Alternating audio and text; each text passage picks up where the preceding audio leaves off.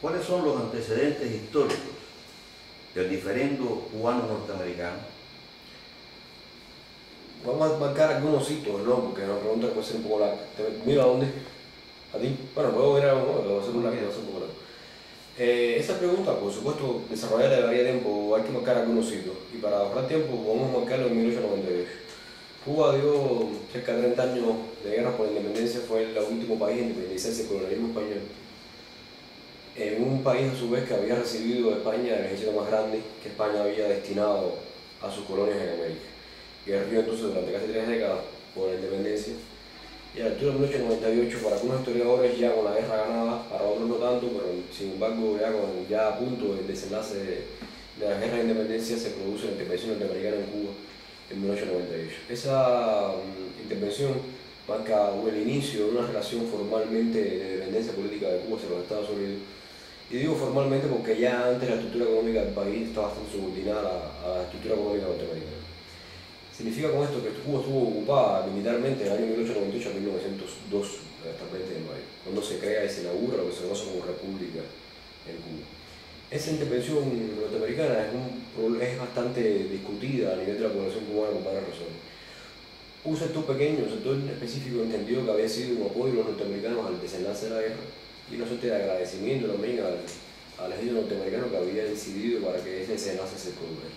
Sin embargo, la corriente fuerte independentista cubana desde el principio comprendió por la larga historia de denuncia de José Martí, los principales líderes independentistas, también Maceo, de la larga historia de denuncia del imperialismo, de la influencia del imperialismo norteamericano sobre Cuba, rápidamente comprendieron la significación o las consecuencias que esa ocupación iba a traer. Y al mismo tiempo también sirvió para los que no estaban muy convencidos de la nefasta influencia que se haría sobre Cuba. También el ejercicio de esa ocupación fue mostrando un cambio de opinión entre aquellos cubanos que habían en inicio aceptado esa ocupación, de cómo, viendo lo que había sucedido en Cuba, cómo lo que estaba sucediendo, cómo marcaba entonces una influencia, que digo, bastante nociva para el país.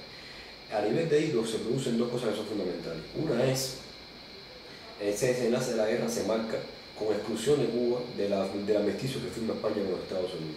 Y ahí se marca un primer momento de una exclusión, ya que digo, de Cuba sobre los asuntos que la atañían completamente, por lo cual los cubanos habían combatido en esas 3 guerras de independencia.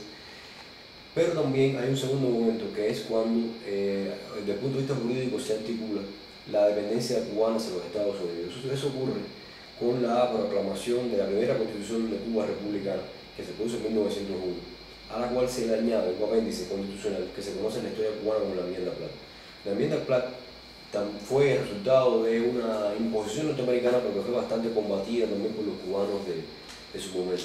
Había 2 de los 3 partidos nacionales que estaban existiendo en Cuba para ese momento se opusieron a la enmienda Platt, se opusieron más de 100 alcaldes municipales, se opusieron muchos actos de masas que dieron un combate contra la enmienda y contra la anexión, que es en definitiva lo que pretendían los Estados Unidos.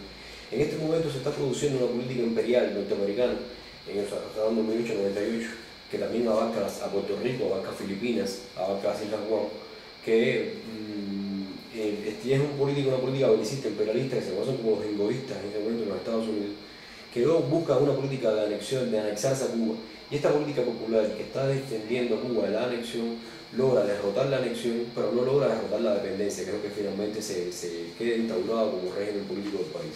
Entonces, formalmente, ¿qué pasa? Se inaugura un régimen republicano de gobierno, que Cuba va a tener muchos nombres que combaten ese término de republicano. Para unos es neocolonia, para otros es pseudo-república, para otros es literalmente protectorado. Y cerca de 3 décadas, las primeras 3 décadas del siglo XX, la mayor parte de estudios de cubanos y incluso de extranjeros norteamericanos sobre la realidad política del país hablan más de protectorado que de república. Incluso en un libro famoso de Varona, se llama De la colonia a la república, va a dar cuenta de cómo sobrevive la colonia en forma republicana, y ese es el mismo discurso que va a estar establecido en Cuba durante las buenas décadas, durante las largas décadas a posteriori del 20.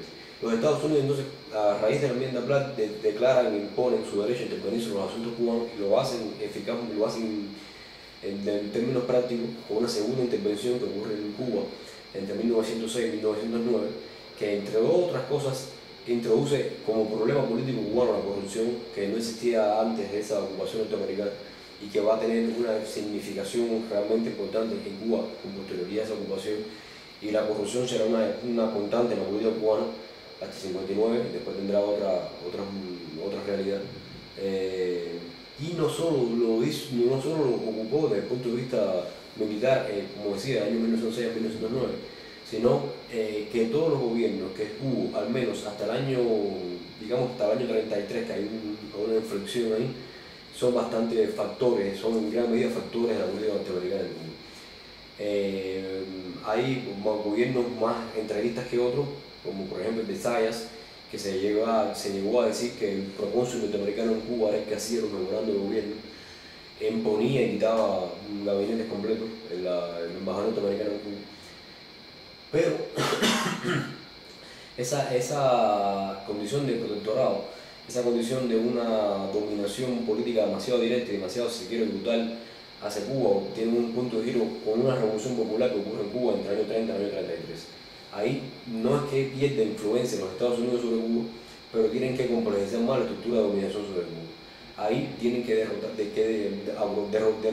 un tratado de reciprocidad comercial que databa del año 1903, que un economista cubano llamó a Cuba la cautiva de la reciprocidad, porque los términos de intercambio eran tan onerosos para Cuba que era un supuesto tratado de reciprocidad que realmente otorgaba todos los beneficios de importación hacia los Estados Unidos y muy pocos beneficios para Cuba.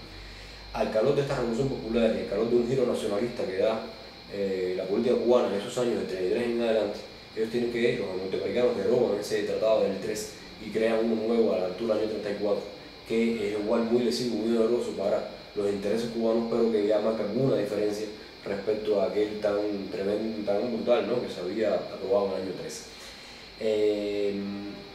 Tengo que sintetizar, la historia de los Estados Unidos hacia Cuba fue una historia entonces, primero, de dominación económica sobre Cuba, de ella apropiándose de la estructura económica del país, y después de dominio político estricto sobre el país a la altura de 1898, y después de asegurarse los mecanismos políticos para una ocupación militar en un caso, u ocupación y dominación política en otros. Esto es importante comprenderlo porque se plantea el diferendo de Cuba con los Estados Unidos posterior al 59, con un problema surgido únicamente de la revolución y surgido únicamente de la radicalidad revolucionaria que llevó a ese diferendo.